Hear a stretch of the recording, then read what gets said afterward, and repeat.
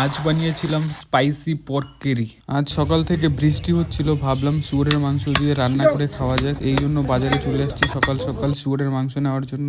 মাংস নিয়ে চলে আসলাম আমাদের টি হাউসে। এখানে রান্না হবে শুয়োরের মাংস আর রুটি। তোমরা অনেকেই জানো শুয়োরের মাংস আমার ফেভারিট মাংস। মাঝে মধ্যেই আমি শুয়োরের মাংস রান্না করে খেয়ে থাকি। আর এই ঘরটা এই জন্যই বানিয়েছি, স্পেশালি রান্না করে খাওয়ার জন্য। তো এখানে স্পেশালি স্পাইসি করে শুয়োরের মাংস রান্না করব। একদম সহজ আর সিম্পল প্রসেসে শুয়োরের মাংস রান্না করব। 1 কেজি শুয়োরের মাংস নিয়ে এসেছি, আর বাইরে হালকা বৃষ্টি পড়ছে। শুয়োরের মাংস দিয়ে খাওয়ার জন্য একদম পারফেক্ট মৌসুম।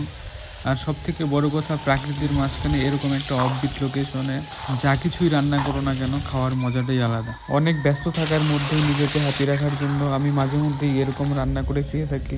তো মোটামুটি আমার রান্না কমপ্লিট হয়ে গেল। শুয়োরের মাংস একদম কষা করে রান্না করা হয়েছে। রুটি দিয়ে খাবো, তো এই জন্য ঝোল কম রেখেছি। এখন রুটি তৈরি হচ্ছে, আর রুটি রেডি হয়ে গেলেই আমাদের খাওয়া শুরু হয়ে যাবে। আমরা 3 বন্ধু এখানে রয়েছি, 3 বন্ধু মিলে একদম জমিয়ে খাওয়া দাওয়া হবে।